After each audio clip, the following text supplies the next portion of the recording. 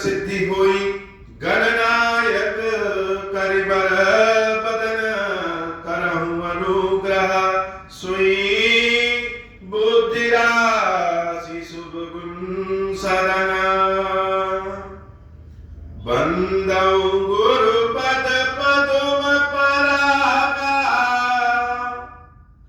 सुरुचि सुबास सरस अनुरागा मंगल भवन अमंगल हारी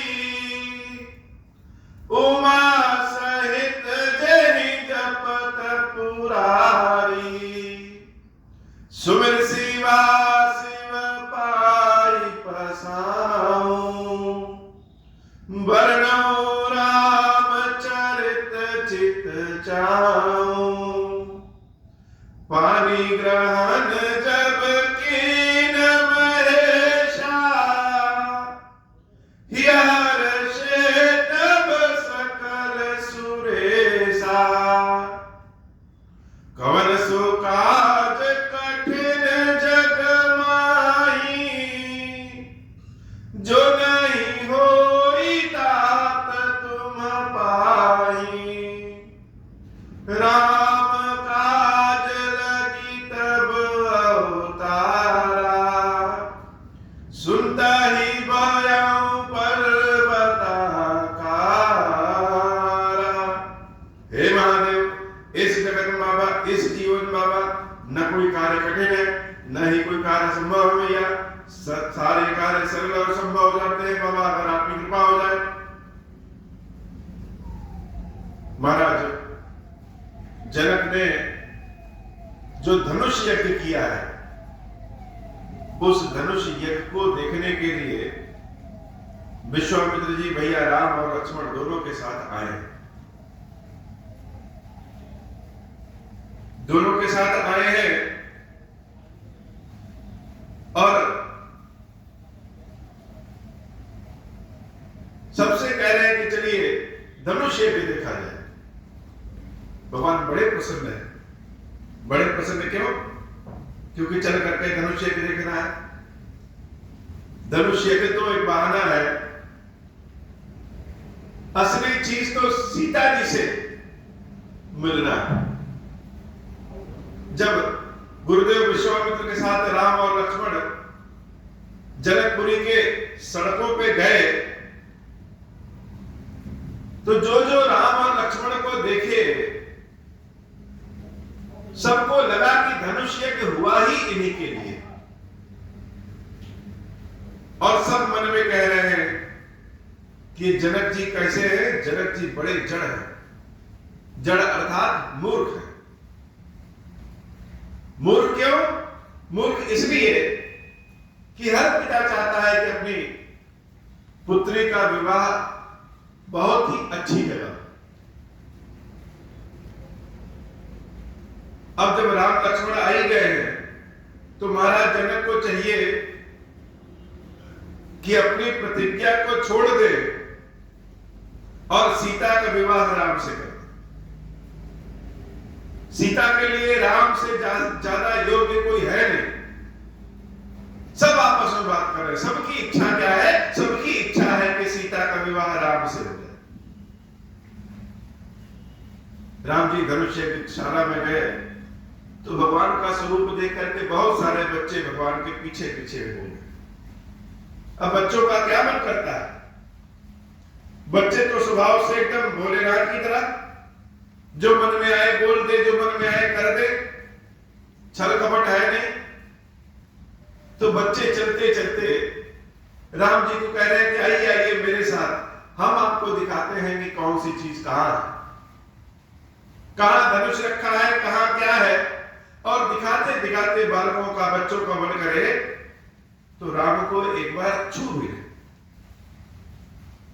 छू करके भाग जाए कि देखे जरा यह किस चीज के बने हैं।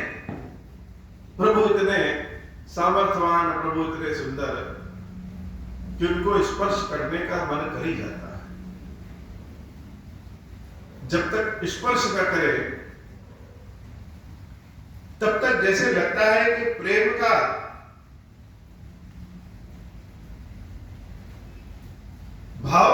आवागमन नहीं हुआ। महादेव जी जब तक हैं, बैठे हैं, दूर से दर्शन करते रहिए, ठीक है, लेकिन जब तक अपने हाथों से स्पर्श ना करिए तब तक प्रेम पूर्ण नहीं होता है। महादेव जी जहां जहां पे भी ज्योतिर्लिंग स्वरूप में बैठे हैं, पहले तो उनका स्पर्श दर्शन होता था, लेकिन अब तो मार्केटिंग हो गई है, तो महादेव का स्पर्श दर्शन भक्तों को मिलता नहीं। यह बहुत भारी पीड़ा है, यह भक्तों के लिए बहुत भारी पीड़ा है। जब तक अपने हाथों को महादेव के ऊपर रगड़े ना, स्पर्श ना करें, तब तक आनंद कहां है। और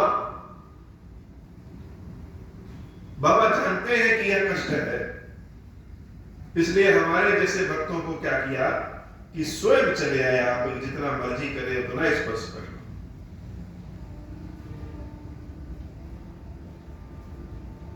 तो सारे बालक प्रभु को छू करके भाग गए और समझा करके आपस में कहते थे कि हमने छू लिया, हमने छू लिया, हमने छू लिया। और भगवान तो मुस्कुरा रहे हैं, प्रेम की मूर्ति। बच्चे छूना चाहते हैं तो रामचंद्र जी कह भी रहे कि आओ छू लो। एक जगह आसन दिया गया है, गुरुदेव विश्वामित्र बीच में बैठे और उनके दोनों ओर, एक और राम और एक और लक्ष्मण बैठ गए। बड़ा उत्सव का माहौल है, बहुत भीड़ है, बहुत भीड़ है, लेकिन राम को लोग देख किस प्रकार से रहे, जागी रही भावना जैसी, प्रभु मूरत देखी निर्देशी। बहुत सारे राजा महाराजा जब राम को देखे तो उनको राम नहीं अच्छे लग रहे हैं। ये कौन आ गया? क्योंकि देख करके लग रहा है कहीं ऐसा ना हो कि जानकी इनको देख ले तो धनुष तोड़ने की नौबत ही आई, खुद ही जयमाल डाल दे। तो जितने कपटी हैं, जितने लालची हैं, उनमें से किसी को भी राम नहीं अच्छे लग रहे हैं। प्रभु जब जा रहे हैं तो उनको तरेड़ करके अपनी आंखों से देख रहे हैं, जैसे लगे कि ये भी देख करके ही डरा देंगे।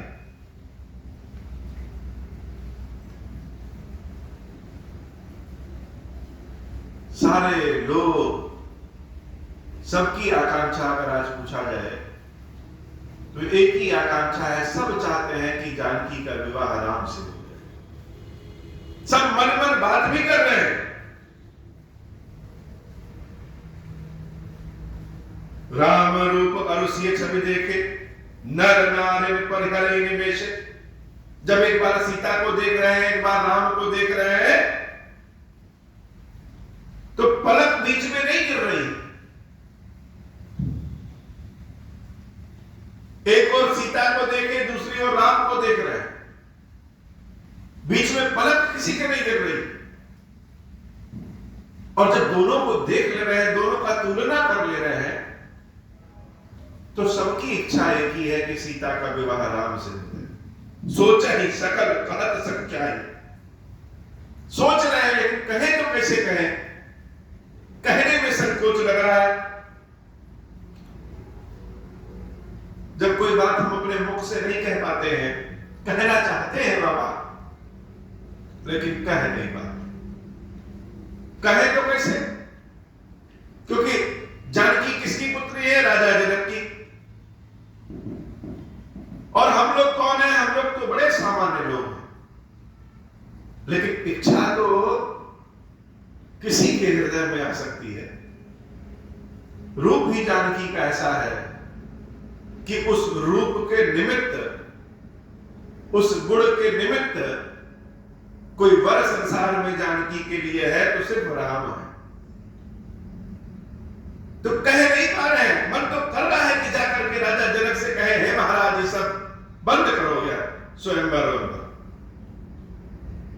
आपके अनुसार जानकी के लिए सबसे उचित वर राम है, उनसे जानकी का विवाह कर दीजिए। लेकिन कह नहीं पा रहे हैं। तो जब कह नहीं पाते हैं तो क्या करते हैं? आशा है, इच्छा है, लालसा है, लेकिन कह नहीं पाएंगे। तो कह नहीं पाएंगे तो क्या करेंगे? विधिसन विनय करहि मन माही। मन ही मन ब्रह्मा जी से सब विनती कर रहे हैं, भगवान से विनती कर रहे हैं कि कुछ ऐसा करो कि जानकी का विवाह राम से हो जाए। यद्यपि सबके मन में लालसा है कि जानकी के अनुरूप वर राम ही है, और जानकी का विवाह जब राम से होगा तो जानकी बड़ी सुखी रहेगी। जानकी तो जो जन जन की जान जाए वही जानकी, सबकी दुलारी लाडली। लेकिन सबका अपना भी एक स्वार्थ छिपा है। अपना स्वार्थ क्या? कि जब जानकी का विवाह राम से हो जाएगा तो हम लोगों को भी जब कभी राम का दर्शन करना होगा तो हम लोग अयोध्या चले जाएंगे, या जब कभी राम मिथिला आएंगे तो वहां हम लोगों को दर्शन मिल जाएगा। तो परमार्थ तो है ही है कि जानकी का विवाह राम से हो, लेकिन स्वार्थ भी है कि जानकी का विवाह राम से। स्वार्थ में कोई बुराई नहीं हो, बिना स्वार्थ के तो यह संसार है ये नहीं। जब तक हमारे स्वार्थ से किसी का नुकसान नहीं हो रहा है तब तक स्वार्थ में क्या बुराई? सब चाहते हैं कि मेरे अनुरूप काम हो, मेरे अनुसार काम हो। और यही नहीं, सबके सब महाराज जनक को जड़ भी कह रहे हैं। यही एक ऐसा समय है सीता जी का स्वयंवर कि जनक जी तो वैसे बड़े विद्वान माने जाते हैं। हर लोग जनक जी की विद्वता के कायल हैं। ऋषियों को, मुनियों को भी जब किसी प्रश्न का उत्तर नहीं मिलता तो महाराज जनक से आकर के पूछते। लेकिन अपनी पुत्री के विवाह में जनक जी कैसे हो गए? जड़ हो गए, मूर्ख हो गए। सारी जनता कह रही है कि जनक जी मूर्ख है। क्यों? पुत्रियों के विवाह में पिता लोग जड़ हो ही जाते हैं। सारे पिता चाहते हैं कि हमारी पुत्री का विवाह अच्छे वर से हो। विवाह करने के लिए वह कुछ भी कर देते हैं, एड़ी चोटी कर देते हैं। लेकिन जनक जी इतने मूर्ख हैं कि एक अपनी प्रतिज्ञा तक नहीं छोड़ पा रहे। अरे पुत्री के अनुरूप वर सामने है, मंडप भी सजा है, लेकिन उसके बाद भी जनक की जड़ता ही देखो। प्रतिज्ञा कर लिया है कि जो धनुष तोड़ेगा उसी का विवाह जानकी से करेंगे। कहां शंकर जी का धनुष, कहां राम। इसलिए हर विद वेगी जड़क जनक जड़ताई। तो ब्रह्मा जी से प्रार्थना है। क्या प्रार्थना? प्रार्थना अपने लिए नहीं है, प्रार्थना यह है कि हर विधि वेगी, हे ब्रह्मा जी जितनी जल्दी हो सके उतनी जल्दी जनक की मूर्खता का हरण कर लीजिए। बड़े मूर्ख है ये, मत हमारे असदे ही सुनाए। अरे हमारी जो बुद्धि है, हम तो कम पढ़े लिखे हैं, उसके बाद भी सब जान रहे हैं कि जानकी का विवाह राम से ही सबसे उत्तम है।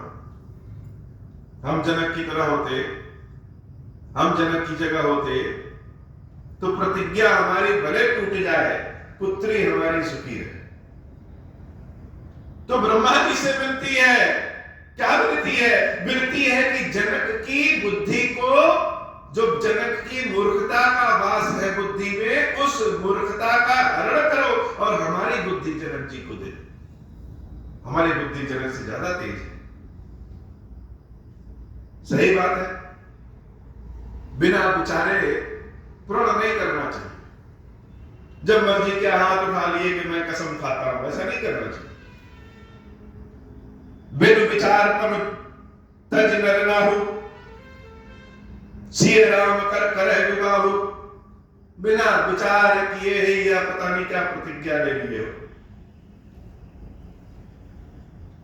सबके मन में लालसा है। जैसे यह विवाह जानकी का विवाह नहीं, जैसे जानकी सिर्फ जनक की पुत्री नहीं, जानकी आज संपूर्ण मिथिला वालों की पुत्री हो गई। सबके मन में एक ही लालसा है, धनुष यज्ञ तो पीछे छूट गया। पहले तो लोग धनुष यज्ञ देखने आए थे कि देखें तो धनुष यज्ञ जनक जी महाराज कैसे कर रहे हैं,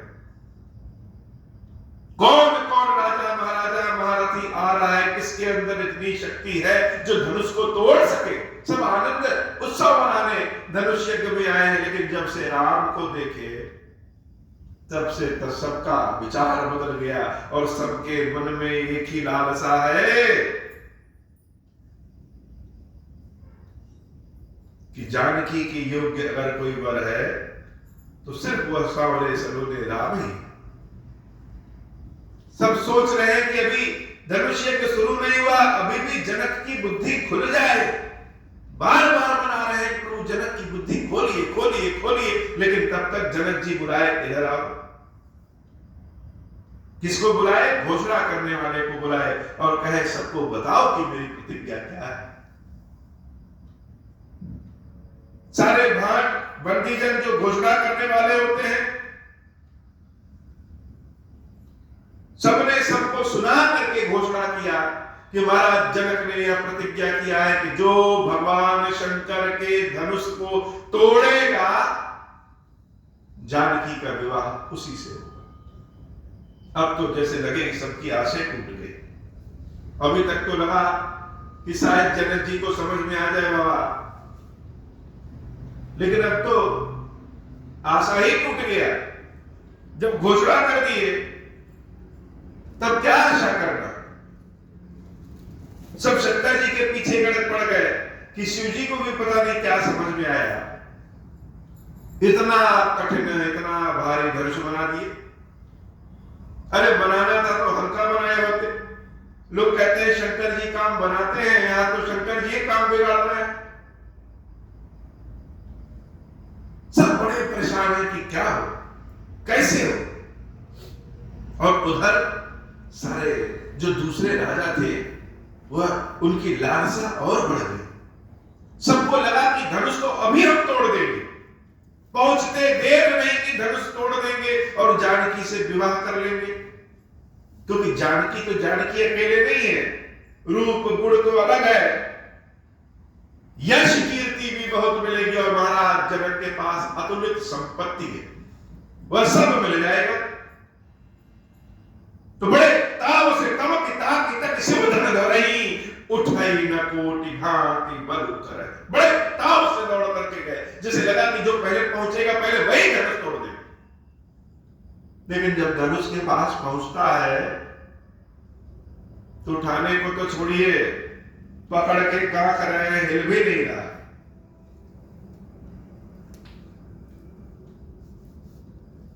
बहुत सारे, एक गया थक गया हार गया, दूसरा राजा आया थक गया हार गया, तीसरा राजा आया थक गया हार गया। लेकिन जब जब कोई राजा उठता धनुष को तोड़ने, तब तब जानकी के हृदय में कंपन होने लगता है, कहीं ऐसा ना हो कि यह धनुष तोड़ दे। जब जब कोई राजा आए धनुष को उठाने, जानकी अपनी मुट्ठी बांध लेती कि प्रभु इसके हाथ से धनुष न टूटे। अच्छा, धनुष भी बड़ा आनंद वाला, धनुष की भी अपनी कहानी। शंकर जी भी बड़े अलबेले। महाराज जनक को धनुष दिया लेकिन बाण दिए नहीं। अब बिना बाण का धनुष किस काम का? बहुत बड़ा तोप रहे और गोला रहे ही ना, तो तोप से तो युद्ध कर नहीं सकते। तो तोप का काम क्या है? तोप फिर एक ही काम है, उसको तोड़ करके कबाड़े में। तो शंकर जी की लीला भी बड़ी अजीब। महाराज जनक को धनुष को दिया है लेकिन बाण नहीं दिया।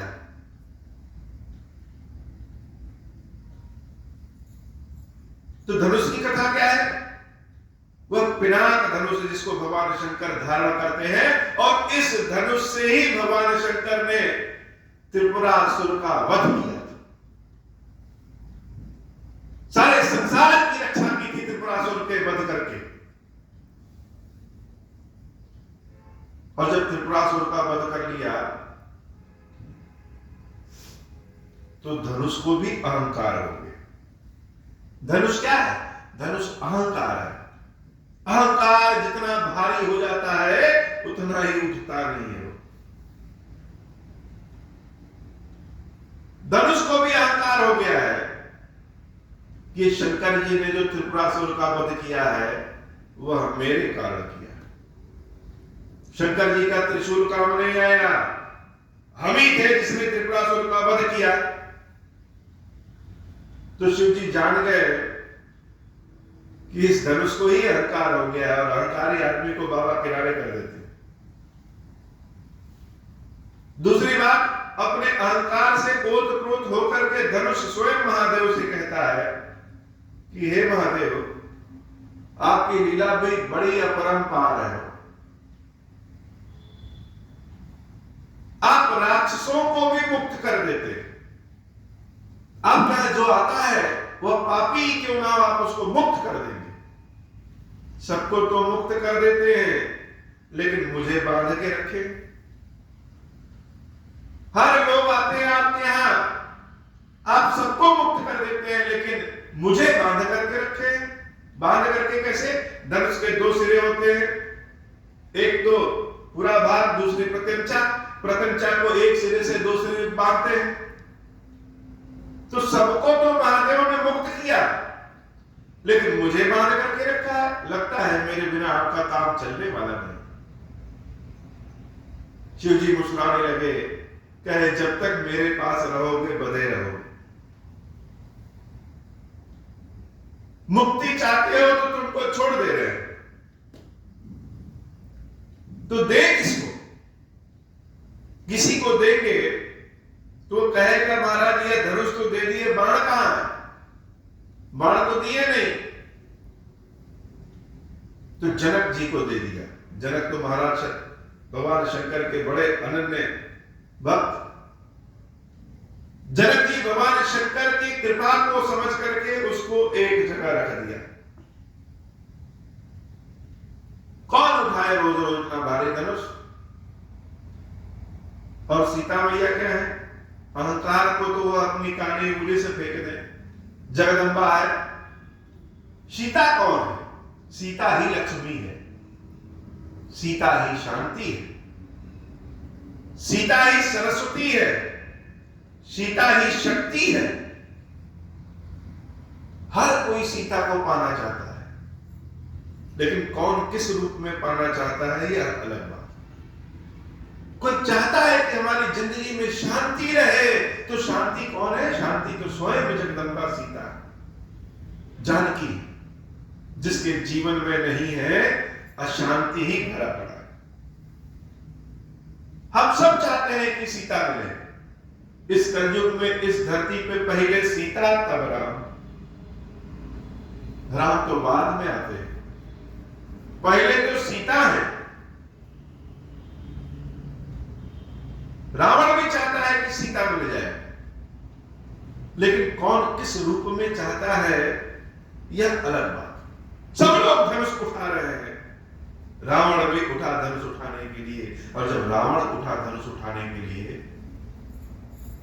तो जानकी के लगा कि जैसे प्राण ही सूख जाए।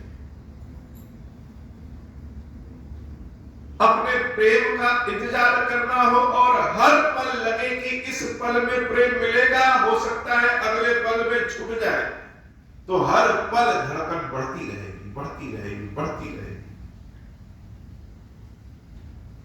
देखिए रावण तो ज्ञानी है, सबकी तरह मूर्ख है नहीं, हर चीज हर सब कुछ जानता है, बुद्धिमान है।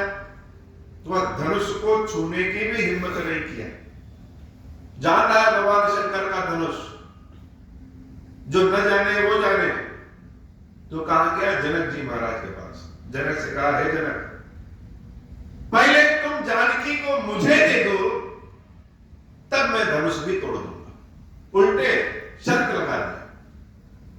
जनक जी ने कहा नहीं, जो धनुष तोड़ेगा जानकी उसको देंगे, और रावण कह रहा है कि पहले जानकी दे दो तब धनुष तोड़ करके दिखा देंगे। यह कौन सी बात हुई? रावण जनक से कहा, हे जनक तुम तो मूर्ख हो। सब लोग आज जनक जी को मूर्ख ही कह रहे हैं। क्या तुमको ज्योतिष शास्त्र का ज्ञान है?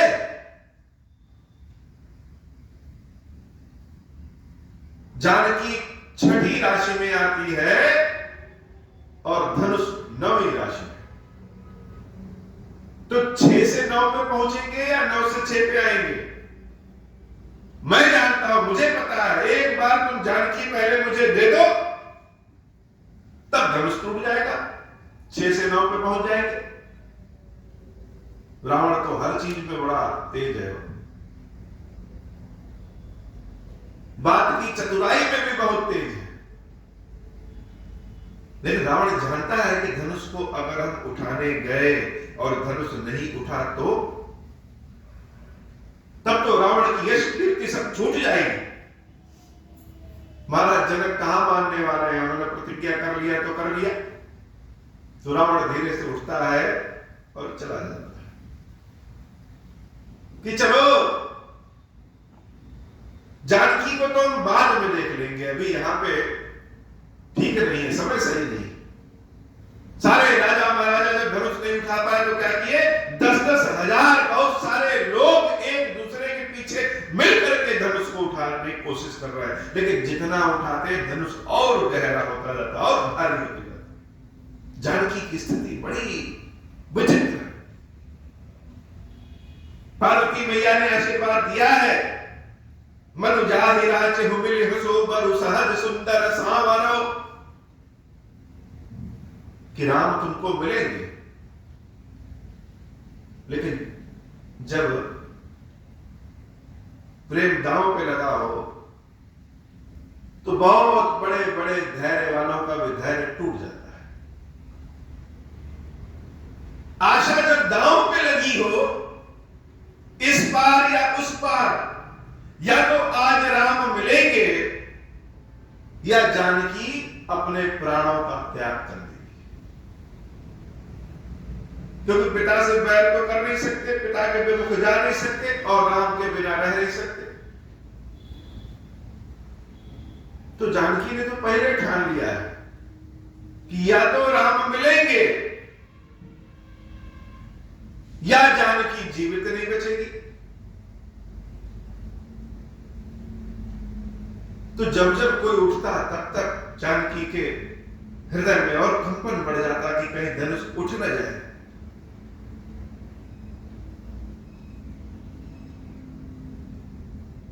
और महाराज जनक क्या, महाराज जनक तो बड़े परेशान हो गए कि लग रहा है हमारी पुत्री का विवाह ही नहीं होगा। सुकृत जाऊं जो पनु परिहरऊं, कुंवरी कुंवारी रहूं का करऊं। अपने प्रण को छोड़ दे तो सारा पुण्य समाप्त हो जाए,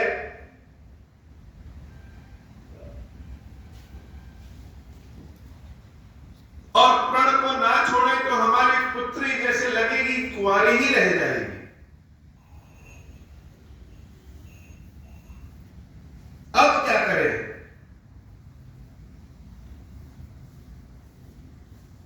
लग रहा है कि ब्रह्मा जी ने हमारी पुत्री के विवाह ही नहीं लिखा। हम नहीं जानते थे कि यह धरती बहादुरों से, वीरों से खाली हो गई।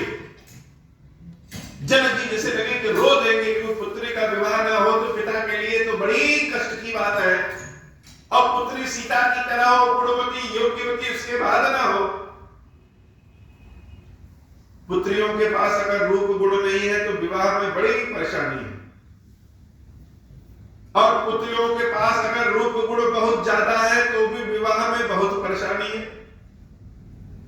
कि रूप गुण नहीं है तो कोई उनसे विवाह करेगा नहीं, और रूप गुण बहुत ज्यादा है तो कोई उनके लायक वर मिलेगा नहीं।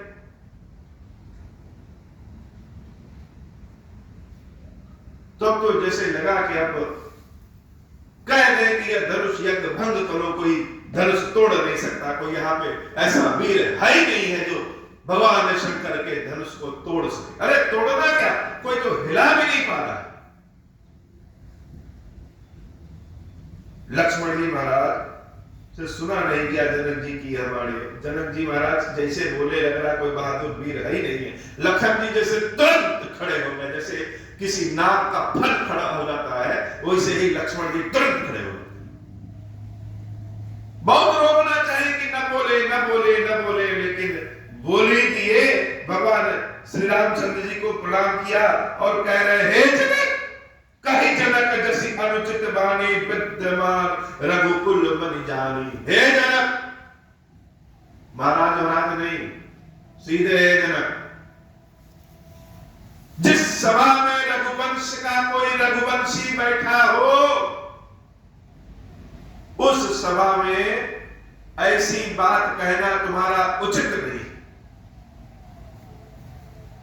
एक बार भगवान राम आदेश करें, जाओ तुम्हारे अनुशासन पाओ, कंदुक इव ब्रह्मांड उठाओ। यह धनुष क्या है? राम जी एक बार कहे तो इस ब्रह्मांड को जैसे गेंद की तरह उठा के खेला जाता है उस तरह से हम उठा लें।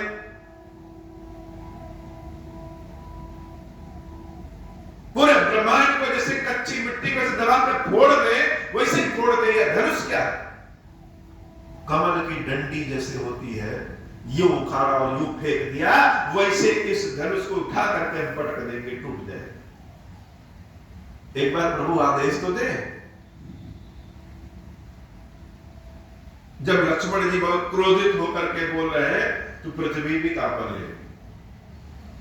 जान रहे हैं पृथ्वी की जो बोल रहे हैं वो कौन है?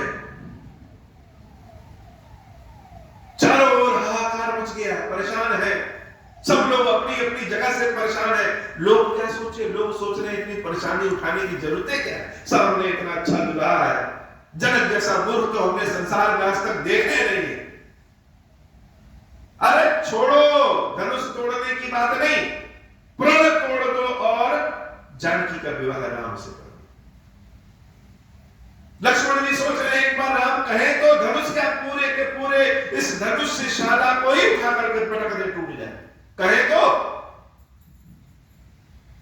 जनक जी सोच रहे हैं कि लग रहा है मेरा प्रण जीवन भर जानकी को कुंवारी ही रखेगा, और जानकी का सोच रही, जानकी की तो सोच जीवन और मरण का है। बार बार मना रही है कि हे प्रभु ऐसी कृपा करो।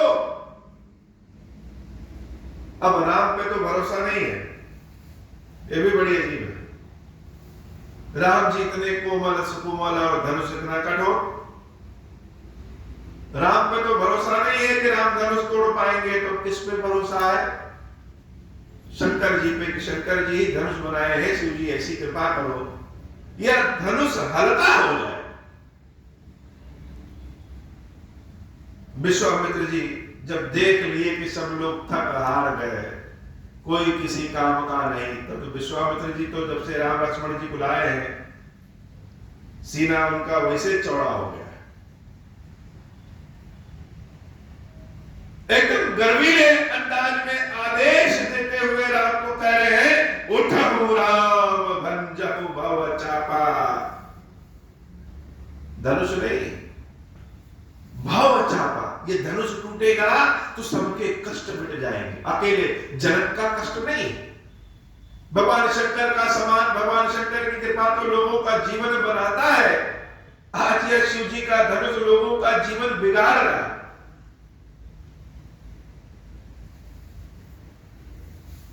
इसलिए राम उठो भंजहु भव चापा, इस धनुष को तोड़ दो, और जब धनुष को तोड़ोगे तो बेटा तात जनक परितापा, भगवान शंकर का भक्त जनक का संताप मिट जाएगा, उठो।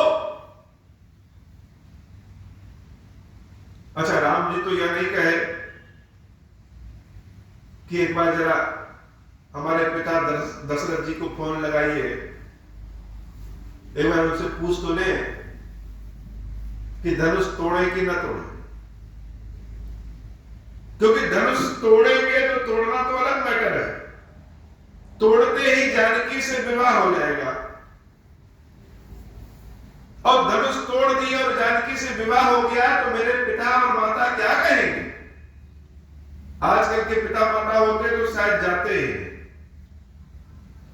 कि बहुत नालायक हो गया। क्यों नहीं पूछे? क्योंकि जब दशरथ जी विश्वामित्र जी को राम लक्ष्मण दे रहे थे तो राम से कहे थे कि हे राम, जब तक तुम विश्वामित्र के पास रहोगे तब तक तुम्हारे पिता यही। विश्वामित्र जी से भी कहे थे कि महाराज, ये हमारे बच्चे आंख के तारे हैं, छोटे छोटे इतने रात दुलारे, आप इनको राक्षसों से लड़ाने ले जा रहे हैं। चलिए ठीक है, दे रहे हैं, लेकिन इनके पिता हो आप ही, ध्यान रखिएगा। तो जब विश्वामित्र जी ने कहा उठो राम भंजो गौ चापा में कहूता जनक परितापा, सुनी गुरु बचन चरण सिर नावा। भगवान उठते हैं और अपने गुरुदेव के वचन को सुन करके उनके चरणों को प्रणाम करते हैं। हर्ष विषाद न कुछ अरुतावा, यही राम है। दूसरे राक्षस राजा जो सोचते थे कि हम धनुष को तोड़ करके जानकी को ले लेंगे, बहुत लोगों के अंदर इच्छा थी, सारे लोगों के अंदर इच्छा है कि जानकी का विवाह राम से हो जाए, धनुष टूटे चाहे न टूटे। जनक की इच्छा है कि जो तोड़ेगा उसका विवाह जानकी से करेंगे, टूट नहीं रहा है इसलिए दुखी है। जानकी की इच्छा है कि हमारा विवाह हो तो राम से हो, अन्यथा मेरे प्राण ही निकल जाए। लक्ष्मण जी बड़े क्रोधित हैं कि जनक ने ऐसे कह कैसे दिया कि धनुष टूटेगा नहीं। विश्वामित्र जी की इच्छा है कि राम धनुष तोड़ दे, और राम को हर्ष विषाद न कुछ अरुआवा, न प्रसन्नचित्त है और न दुखी। क्यों? क्योंकि ब्रह्म के अंदर इच्छा होती नहीं। राम तो ब्रह्म है, ब्रह्म के अंदर इच्छा नहीं होती और जीव के पास शक्ति नहीं होता। जीव ने ब्रह्म से कहा, भगवान से कहा, हे प्रभु मेरी इच्छा तुम ले लो और अपनी शक्ति हमको दे दो। तो बिना हर्ष के, बिना विषाद के न कछुर आवा, ठाड़े भय उठी सहर सुभाए। ऐसे उठे जैसे एकदम साधारण, दुबले पतले कोमल, लेकिन जब खड़े हुए तो इतने सुंदर लग रहे हैं कि अच्छे अच्छे महारथी भी शर्मा जाए। जब खड़े हुए तो सबको एक बार जब देखे तो सबके अंदर चेहरे पे मुस्कुराहट और आशा दोनों आ गई कि राम खड़े हो गए हैं, इनका विवाह ही जानकी से हो जाएगा। लेकिन जब सब राम को देखते तो आनंद तो होता लेकिन भय भी हो जाता। आनंद इस बात का कि राम को देखने का आनंद है, और भय इस बात का कि आज देख रहे हैं, आगे देख पाएंगे कि नहीं देख पाएंगे। कुछ ऐसा उपाय होता कि जानकी का विवाह राम से हो जाए, जीवन पर्यंत राम को देखते रहे।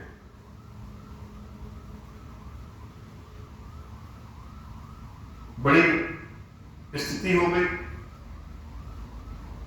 जब हम लोग कभी क्रिकेट मैच देखते हैं और आखिरी बार पे अगर छक्का मारना हो, नहीं पड़ेगा तो जीतेंगे नहीं, और जो प्लेयर है, क्रिकेट खेलने वाला है, वो देखने में बड़ा सुकुमार है, अभी इक्के बाल में आउट ना हो जाए। तो सारे दर्शक लोग क्या करते हैं, जो क्रिकेट के प्रेमी है, कोई बजरंगबली को मनाता है, कोई गणेश जी को मनाता है कि प्रभु ऐसा कृपा करो, ऐसा कृपा करो, ऐसा कृपा करो कि इसके बैट से सीधे छक्के चला जाए। राम को देख करके सब अपने अपने देवताओं, अपने अपने गुरुओं, अपने अपने पितरों, अपने अपने भगवान को मनाना शुरू कर दिए, प्रभु ऐसी कृपा करो, ऐसी कृपा करो, ऐसी कृपा करो कि राम के अंदर ताकत आ जाए। यह नहीं, ऐसी कृपा करो कि धनुष एकदम से हल्का हो जाए, राम बस देखे तो टूट जाए। सब मनाने लगे। भय विशोक कोक मुनि देवा बर सही सुमन जना वही सेवा, गुरुपद बंदी सहित अनुरागा, राम मुनि सन आयुष मांगा। और राम जी को कोई फर्क नहीं। सोच ही ले रहे कि धनुष तोड़े कि ना तोड़े। गुरुदेव ने आशीर्वाद दिया है कि जाओ उठो, धनुष तोड़ो, उठ गए, चले जा रहे हैं। सहज ही चले सकल जग स्वामी। बाबा कहते हैं देवी ऐसे सहज रूप से जगत के स्वामी चल रहे हैं जैसे हाथी चलता है। जब राम चल रहे हैं तो सारे लोगों की धड़कनें जैसे रुक गई है। चलत राम सब पुर नर नारी, पुलक पूरी तन भय सुखारी। सब राम को देख करके सुखी हो गए, आनंद भाव हो गए और सब अपने अपने देवताओं से पितरों से मना रहे। बंदी पितर सुर सुकृत समारे, जो तछ पुण्य प्रभाव हमारे। कि हे देवता, जीवन में हमने कभी कोई पुण्य किया है, एक फूल भी तुमको कभी चढ़ाया है तो उसका पुण्य होगा। ऐसी कृपा करो कि वह पुण्य इस धनुष को लग जाए और धनुष कमल के नार की समान हल्का हो जाए। हे शंकर जी, ऐसी कृपा करो कि यह धनुष तुम्हारा बनाया हुआ हल्का हो जाए। तो रहो राम गणेश गोसाई, हे गणेश जी ऐसी कृपा करो कि राम जैसे पहुंचे छुए और टूट जाए धनुष। राम हरि प्रेम समेत लखी सके न समीप बुलाए। सब मना रहे, अकेले जानकी मैया नहीं हो। सबकी इच्छा है कि जानकी का विवाह राम से हो जाए। लेकिन जानकी माता की माता सुनैना देवी ने जब राम को देखा तो देख के अंदर उनके अंदर ममता का प्रेम बढ़ गया, वात्सल्य का प्रेम बढ़ गया। जैसे लगे कि यह दामाद ही हमारा सबसे अच्छा है। अच्छा तो है, लेकिन राम और लोगों के प्रेम के बीच में कौन है? शंकर जी का धनुष। क्या कहें शंकर जी को, एक से एक उटपटांग काम करते रहते हैं। ये शंकर जी का जो धनुष है, यह पता नहीं सुख देगा कि दुख देगा। तो प्रभु श्री राम को जब सुनैना देवी देख रही है, राम ही प्रेम समेत लखी सखीन सखीर समीप बुलाए। एक सखी को बुलाया जानकी के इधर आप, सीता मातु सने बस वचन कहे लिखाए। हम भी चाहते हैं कि जानकी का विवाह राम से हो जाए, लेकिन ये राम धनुष तोड़ पाएंगे क्या? बाणासुर नहीं तोड़ पाया, रावण ने तो हाथ नहीं लगाया। बड़े बड़े राजा महाराजा सब परेशान हो गए, थक गए, हार गए, धनुष हिला तक नहीं। एक साथ सब तोड़ने गए, फिर भी धनुष टूटा नहीं। ये तोड़ पाएंगे क्या? कैसे तोड़ेंगे? इतना बड़ा, इतना भारी, इतना विशाल धनुष और ये इतने सुकोमल।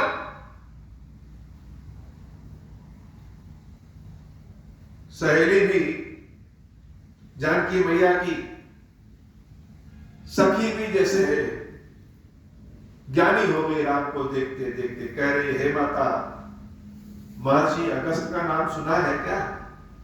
अगस्त जी कितने हैं? 4 फुट के। इतने छोटे से दिखने वाले अगस्त जी क्या किए? पूरे समुद्र को ही पी गए। हाथी इतना बड़ा होता है, लेकिन हाथी को वश में करने के लिए जो अंकुश होता है वह कितना बड़ा? इतना बड़ा। देवता इतने विशाल, इतने बड़े होते हैं, लेकिन उनको वश में करने वाला मंत्र इतना छोटा। ये राम है। इनको तो देखने की इच्छा उस धनुष की भी है, इसीलिए नहीं टूट रहा है। लोग तोड़ना चाह रहे हैं, लेकिन वो धनुष स्वयं नहीं टूट रहा है। जान रहा है कि जब तक राम के दर्शन न हो जाए तब तक मुक्ति नहीं। और शिव जी का भेजा हुआ व्यक्ति राम से ही मुक्ति पाता है। मंत्र परम लघु जासु बस विधि हरि हर सुर सर्व, महामक्त गजराज कहो बस कर अंकुश खर्व। सुनैना देवी ने कहा, पुत्री बात तो तुम्हारी सही, लेकिन फिर भी भरोसा नहीं हो रहा कि राम धनुष तोड़ेंगे क्या? बातें तो अपनी जगह है, मन की बातों से पेट नहीं भरता। मन में सोच रहे कि लड्डू बहुत स्वादिष्ट है, उस लड्डू से पेट नहीं भरेगा। पेट भरने के लिए तो असली वाला लड्डू चाहिए।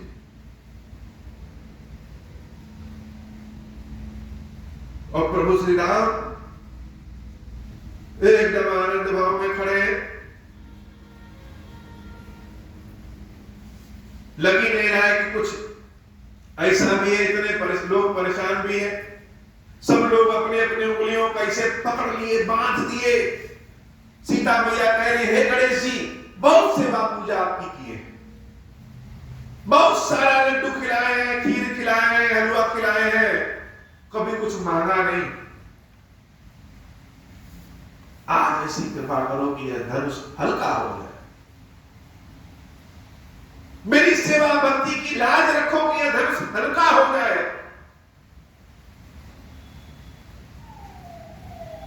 क्या कर दे, कहां किस देवता से मना दे, किसको दोष दे दे, समझ में नहीं आ रहा। जब जीवन मरण का प्रश्न हो जाए तो धैर्य जवाब दे जाता है।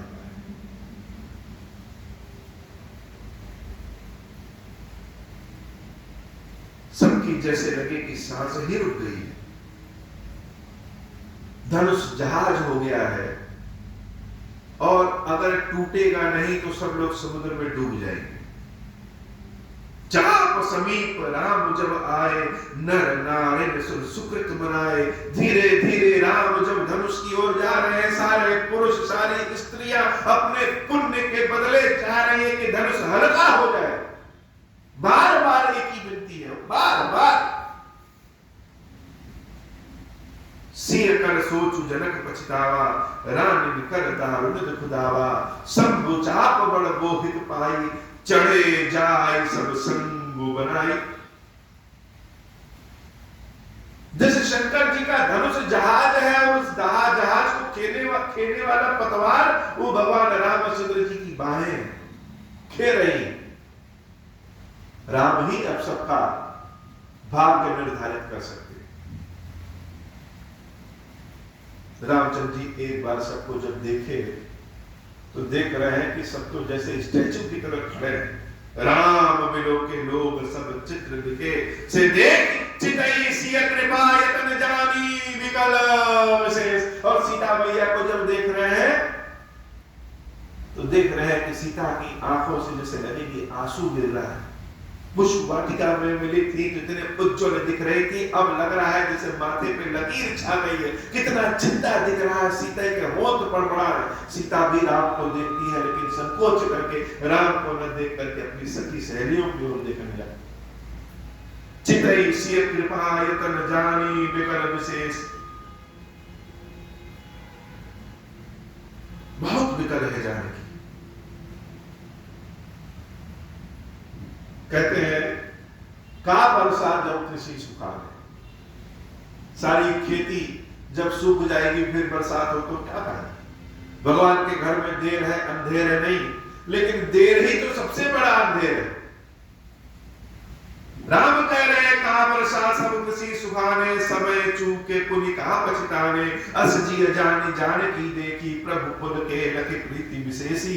जानकी के प्रेम को जब देखा तो देखा कि विशेष प्रेम है। यह जानकी तो मेरे बिना जीवन ही त्याग कर देगी, इसलिए धनुष तोड़ना आवश्यक हो गया।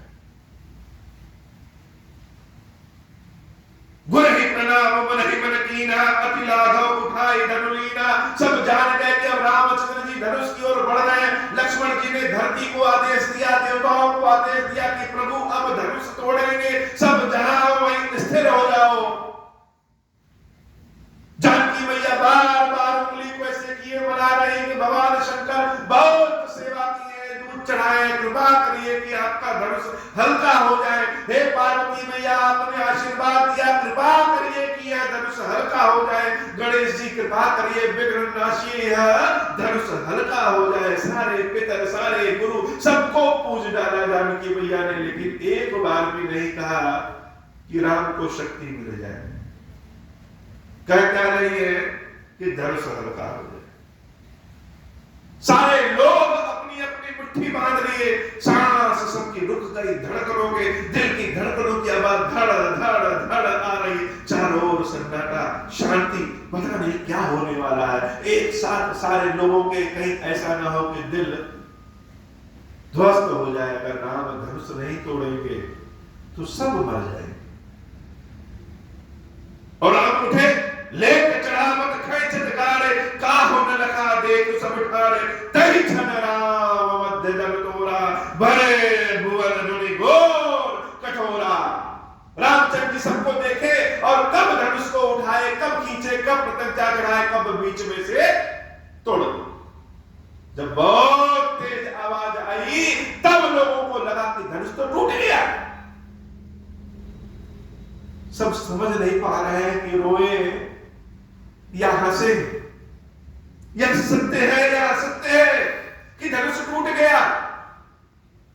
सब समझ नहीं पा रहे हैं। भरे भुवन घोर कठोर, रब रब जित जी मार कुचले, चिक्कर दिग्गज ढोल मही अहि कोल, कुरुम कलमले सुर असुर मुनि कर तान, दीने सकल विकल विचारहि, को दंड खंडव राम तुलसी, जयति बचन उचारहि, को दंड खंडव राम तुलसी, जयत बचन उचारहि, को दंड खंडव राम तुलसी, जयति बचन उचारहि। जानकी मैया की दशा, जानकी तो जैसा लग रहा है कि सांस लेना ही भूल गई है। बहुत उम्मीद हो किसी चीज की और वह मिल जाए तो धड़कने भी लगता है कि रुक जाएंगे। सारे मिथिलावासी सब शांत, क्या सत्य में धनुष टूट गया? और राम धनुष के दो भाग करके चारों ओर घुमाते हुए ले जाकर के दिखा रहे हैं कि धनुष टूटा है। कहां से? बीच में से टूटा है। अहंकार को बीच में से ही टूटना आवश्यक है। धनुष भी मुक्त, लोग भी आनंदित, भगवान शंकर, देवी पार्वती भी प्रसन्नचित्त, और सीता का तो जैसे लग रहा है कि काटो तो खून नहीं, लग ही नहीं रहा है। आज मेरे सारे सेवा पूजा सफल हो गया, दांव पे लग गई थी भक्ति हो। भगवान भक्त की आवाज को न सुने तो समाज में भक्त की भक्ति दांव पे लग जाती, दांव पे लग गई थी भक्ति। आज हमारे लाज की रक्षा यह धनुष ने कर दी, धनुष टूट गया। शंकर चाकु जहाजु सागर, रघुवर बाहुबल, बूढ़ सुसकल समाजु चढ़ा, जो प्रथम ही गोह बस।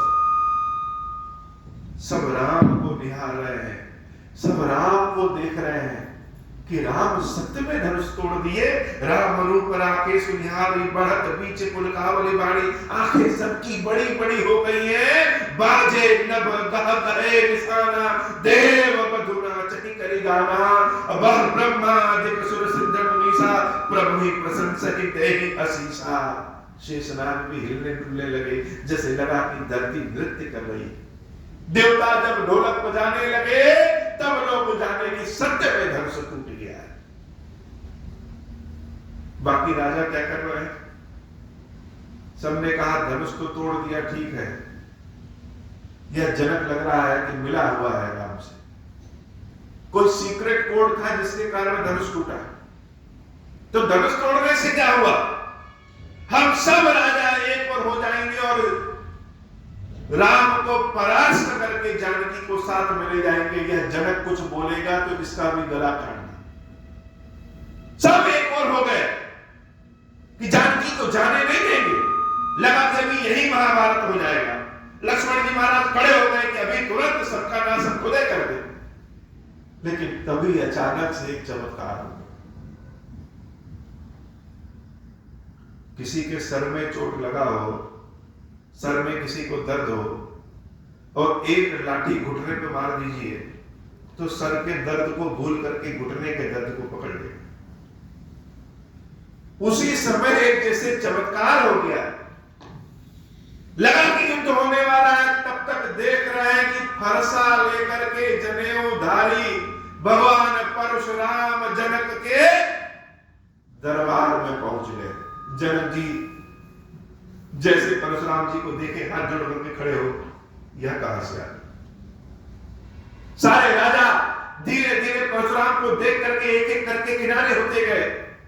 जनक जी महाराज जानकी को लेकर के गए और कहा कि महाराज परशुराम है, प्रणाम करो। जानकी प्रणाम करती है, परशुराम जी मुस्कुरा के आशीर्वाद देते हैं। लेकिन एक बार पूरे समाज को देखते हैं और जब धरती पे गिरे धनुष को देखते हैं,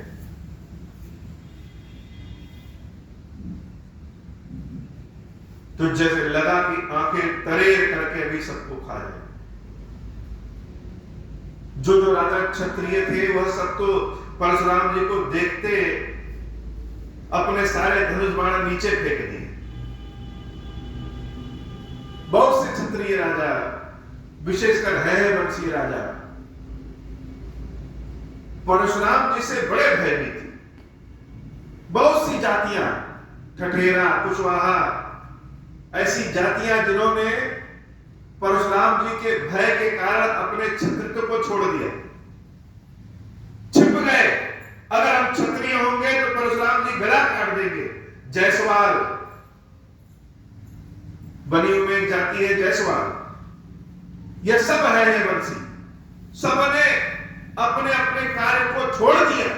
कोई बर्तन बनाने लगा, कोई कुछ करने लगा, सब इधर उधर बिखर गए, क्योंकि परशुराम जी ने 21 बार क्षत्रियों का नाश किया और है वंशी क्षत्रियों का तो एकदम समूचे मिटा दिया, ऐसा लगता है। तो क्षत्रिय राजा तो सब खिसक लिए। परशुराम जी कह रहे, रे जनक, तुमको तो मैं बहुत बुद्धिमान समझता था, यह तुम इतने मूर्ख कैसे निकले। किसने यह धनुष तोड़ा है? जो धनुष तोड़ा है वह सामने आए, और नहीं आएगा तो जितने लोग हैं सबका इस फरसे से गला काट देंगे। सीता जी सोची कि एक विपत्ति से बचे, दूसरी विपत्ति आ गई। अभी तक तो सोच रहे धनुष टूट जाए, अब टूट गया, नई विपत्ति आ गई। भगवान शंकर मेरे आराध्य हैं और मेरे भगवान शंकर के धनुष को किसने तोड़ा? रामचंद्र जी प्रणाम करते हैं कि प्रभु कोई आपका एक नाथ ही होगा धनुष तोड़ने वाला, और आपका एक कोई सेवक ही होगा धनुष तोड़ने वाला, और कौन हो सकता है? लक्ष्मण जी कहते हैं, महाराज ये धनुष टूटने पे आप इतने नाराज क्यों? बचपन में खेल खेल में तो बहुत सारे धनुष हमने तोड़े हैं, तब तो आप नहीं आए। आज इस धनुष में क्या ऐसी दिक्कत है कि टूटने पे आपको इतना क्रोध आ रहा है? अब तो जैसे लगे कि परशुराम जी का फरसा अभी लक्ष्मण का गला काट देगा। लखन जी कहे, महाराज ये आप जनेऊधारी ब्राह्मण वेश में है, लेकिन हाथ में फरसा लिए घूम रहे हैं। परशुराम जी कहे, हमको जनेऊधारी ब्राह्मण समझने की भूल न करना। रे विश्वामित्र, इसको बताओ कि मैं कौन हूं। विश्वामित्र जी लक्ष्मण जी महाराज को कहते, शांत रहो, शांत रहो, शांत रहो। लेकिन लक्ष्मण जी कहे शांत रहे। लक्ष्मण जी कहते हैं, महाराज अगर आप बहुत बड़े फरसा वाले हैं तो यहां कोई कुम्हड़े की बतिया नहीं है कि उंगली दिखाएंगे और सूख जाएंगे। पहले जब धनुष तोड़े तब कहां थे? तब तो नहीं आए। अरे जनक जी महाराज ने धनुष दिया, किसी ने तोड़ दिया। जिसका धनुष है उसको परेशानी नहीं। धनुष किसका? भगवान शंकर का। भगवान शंकर आकर के कहेंगे कि वो धनुष टूटा, तब तो समझ में आए। आप कौन है जो बीच में चले जाए? जिसका धनुष है उसको तो परेशानी है नहीं, आपको क्यों परेशानी है? परशुराम जी और नाराज हुए कि तुम दुधमुहे बच्चे हो, नहीं तो अभी गला तुम्हारा काट दे। जाकर के सबसे पूछो किस परशुराम का परसा क्षत्रियों का नाश कैसे करता है। रामचंद्र जी विनती कर रहे हैं कि महाराज ये लक्ष्मण तो दूध पीता बच्चा है, इसको छोड़िए, क्षमा कर दीजिए। बड़ों की शोभा होती है कि छोटों को क्षमा कर देते हैं। परशुराम जी कह रहे हैं तुम दिखने में तो सीधे हो, लेकिन मुझे लग रहा है कि तुम अपने भाई से भी ज्यादा टेढ़े हो। चेहरे से तुम बड़े सीधे हो। वह छेड़ रहा है और तुम शांत करा रहे हो, फिर छेड़ रहा है, फिर तुम शांत करा रहे हो। एक बार भी उसको नहीं डांट रहे हो कि चुप हो जाए। भगवान राम मनी मन कहते हैं, यह बार बार कह रहे हैं कि धनुष जिसने तोड़ा वह अलग हो जाओ, धनुष जिसने तोड़ा अलग हो जाओ। हम तो पहले से अलग खड़े, पहचानने की कोशिश ही नहीं कर रहे।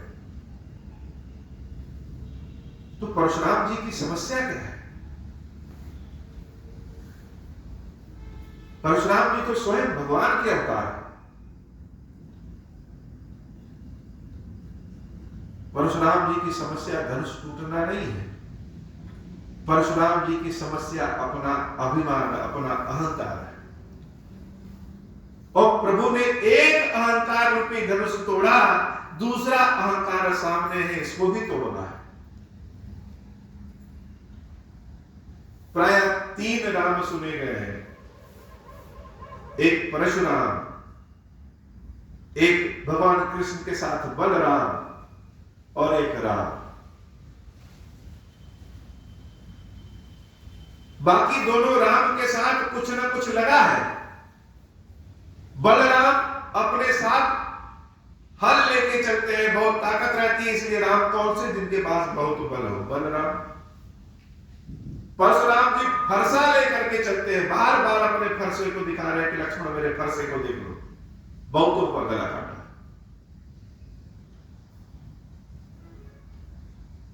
तो नाम की लड़ाई बहुत होती है। आज भी नाम की लड़ाई, सब लोग चाहते हैं मेरा नाम हो, दूसरे का नाम कैसे, अपना नाम हो, यह तो ठीक है। यह अहंकार नहीं है कि मेरा नाम हो जाए, यह लालसा हो सकती है, लेकिन यह कि सिर्फ मेरा ही नाम हो और किसी का ना हो, यह अहंकार। तो परशुराम जी को परेशानी क्या है? परशुराम जी को परेशानी है कि मैं परशुराम हूं, जो परसने वाला नाम है। उसने तो धनुष नहीं तोड़ा, धनुष किसने तोड़ दिया, यह सामने है। और प्रभु श्री राम कह रहे हैं कोई आपका सेवक ही होगा जिसने धनुष तोड़ा है, और कौन तोड़ सकता है? तो बाकी दोनों रामों को एक विशेष कारण से जाना जाता है कि उनके पास फरसा है, उनके पास हल है। लेकिन यह राम जो है, ये तो बड़े छोटे हैं। ये कह रहे हैं नाथ, आप तो परशुराम है, बड़े राम, हम तो हमारा 2 अक्षर का नाम है रा और मां, हम आपके सामने क्या है, एकदम छोटे, कुछ भी नहीं। इस तरह से देखा जाए तो राम जी का नाम धनुष राम होना चाहिए, क्योंकि हमेशा धनुष लेके चलते हैं। लेकिन राम की विशेषता धनुष नहीं है, राम की विशेषता राम है। परशुराम जी की विशेषता परसा हो सकती है। तो हम तो 2 अक्षर के नाम वाले राम, आप हमसे बड़े हैं, हर चीज में श्रेष्ठ हैं, जाति में श्रेष्ठ हैं, कुल में श्रेष्ठ हैं, बल में श्रेष्ठ हैं, और नाम में भी श्रेष्ठ है। हमारा 2 अक्षर का नाम राम, और आप तो परशुराम। बड़ी गूढ़ बात राम जी ने कही, और जब बड़ी गूढ़ बात रामचंद्र जी ने कही तो परशुराम जी को भी लगा कि कुछ बात तो है, कहीं ऐसा तो नहीं है अपने आवेश, अपने आवेग में हम भूल रहे हैं, जो देखना चाहते हैं दिख नहीं सकते। लक्ष्मण जी ने कहा महाराज अगर आप ब्राह्मण वेश में आए होते तो आपकी पूजा की जाती, आप तो फरसा लेके घूम रहे हो, कौन पूजा करेगा आपकी? परशुराम जी ने राम जी से कहा, राम जरा मेरा ये धनुष तो पकड़ो। जैसे ही धनुष को पकड़ने राम जाते हैं, वह धनुष अपने आप राम के पास चला आता। परशुराम जी की आंखें खुल गईं, जान गए कि यह कौन है, जान गए कि यह कौन है। बड़े हर्षित आनंदचित होकर के सीता राम को आशीर्वाद देकर के महेंद्र पर्वत पे चले जाते हैं। महेंद्र पर्वत क्या, आज जिसको केरला कहते हैं, केरल परशुराम जी की तपस्या स्थली। तो वहां चले जाते हैं तपस्या करने और अपने फरसे को भी वहीं सौंप देते हैं। तो राम जी ने एक धनुष नहीं, दो दो धनुष तोड़ा। परशुराम जी के भीतर जो अहंकार आ गया था वह धनुष, और भगवान शंकर का जो धनुष। जब परशुराम जी चले जाते हैं तब लगता है आनंद चित्त हो गए हो, फिर से सब आनंद में आ गए। जनक जी ने कहा कि इनका विवाह कर दिया जाए। विश्वामित्र जी ने कहा इनका तो विवाह नियम पूर्वक हो ही गया।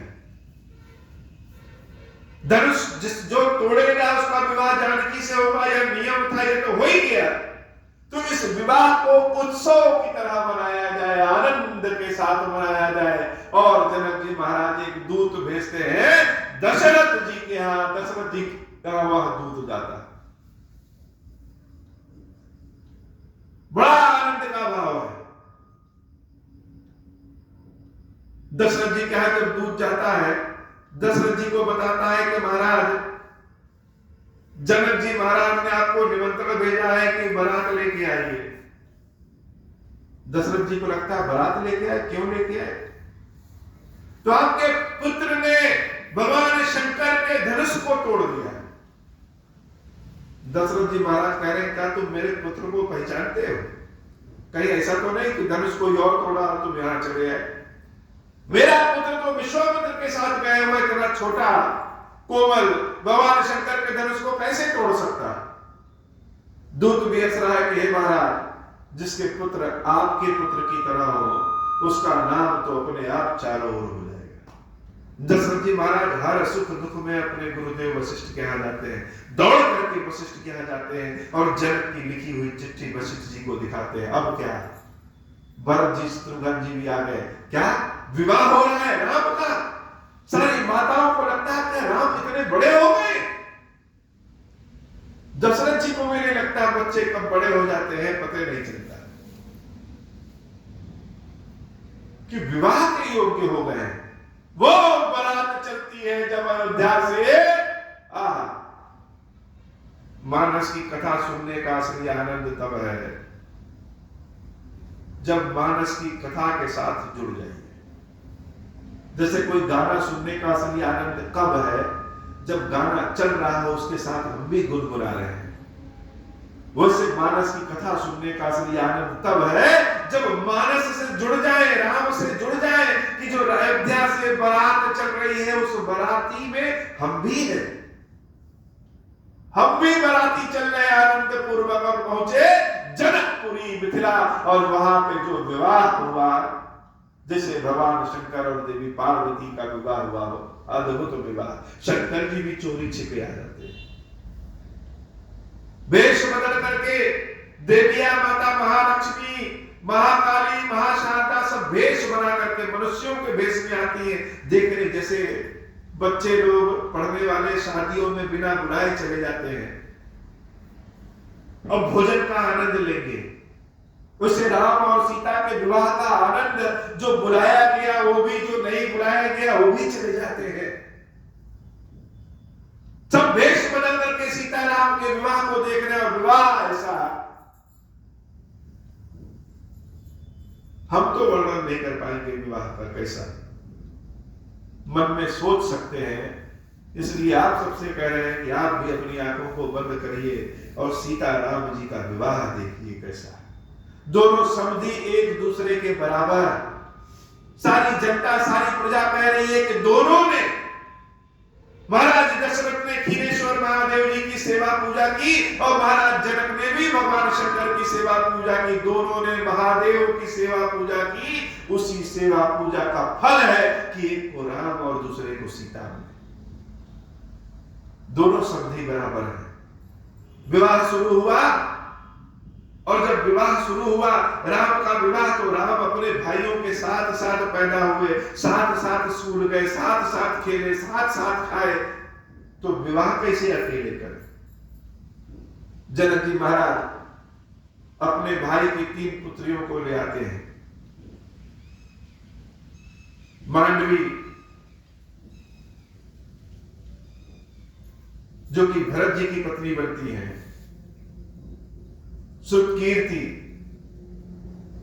जो कि शत्रुघ्न जी की पत्नी बनती है, और लक्ष्मण जी का विवाह होता है। लक्ष्मण जी के विवाह के बारे में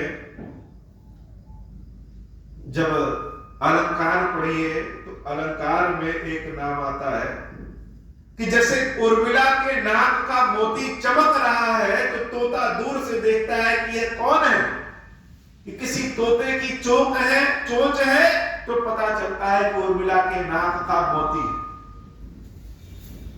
तो लक्ष्मण जी का विवाह उर्मिला जी से, एक मंडप और चार वर और चार वधू, बड़ा आनंद बड़ा भाव में था। बहुत कुछ धन संपत्ति लुटाया जाता है, जो ले वह दूसरे को दे दे, इतना आनंद है। सीताराम जी का विवाह पारंपरिक विवाह, गाली भी दी जा रही है, लोक संगीत भी बज रहा है, भोजन भी कर रहे हैं, तरह तरह के भोजन जिसका वर्णन नहीं।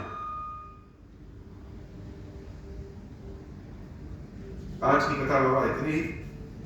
श्री खीरेश्वर महादेव जी, खीरेश्वरी मैया जी हम सब के ऊपर बाबा ऐसी कृपा करिए कि नित्य प्रतिदिन नित्य नव प्रेम से आपकी सेवा पूजा करते रहे और आपकी कृपा प्राप्त कर सके। सीताराम जी का विवाह तो आज हो गया है, लेकिन कल फिर विवाह की कुछ कथा हम लोग पाठ करेंगे और आपकी कृपा रहेगी। बोलिए श्री खीरेश्वर महादेव जी, खीरेश्वरी मैया जी की सदा ही जय हो। बोलिए श्यावर रामचंद्र जी की सदा ही जय हो। बोलिए श्री हनुमान जी महाराज जी की सदा ही जय हो।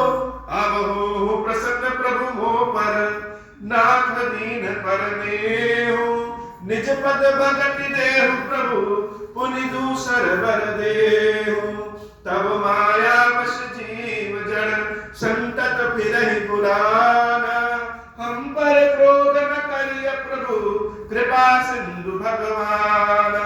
शंकर दीन दयाला, अब हम पर हो कृपाला, साप अनुग्रह होई जहि विधि, नाथ थोरहि काला। दीन दयाल विरुद्ध संभारी, हरहु नाथ मम संकट भारी। जय विधि होई नाथ हित मोरा, करहु सुबेगी जानि दास मैं तोरा। राम राज बैठे त्रैलोका, हर्षित भय गए सब शोका। जैसा काम नर सुनहि जगावै, सुख संपत्ति नाना विधि पावै। जो इच्छा करि हो मन माहि, हरि प्रसाद कछु दुर्लभ नाही। मंगल भवन अमंगल हारी, उमा सहित जहि जपत पुरारी। मंगल भवन अमंगल हारी, उमा सहित जहि जपत पुरारी। बोले श्री खीरेश्वर महादेव जी, खीरेश्वरी मैया जी की सदा ही जय हो। आरती श्री रामायण जी की, कीरति करे ललित सिया पी। गावत ब्रह्मादिक मुनि नारद, बाल्मीकि विज्ञान विशारद। सुख सनकादि शेष अरु सारद, बरनि पवन सुत कीरति की। आरती श्री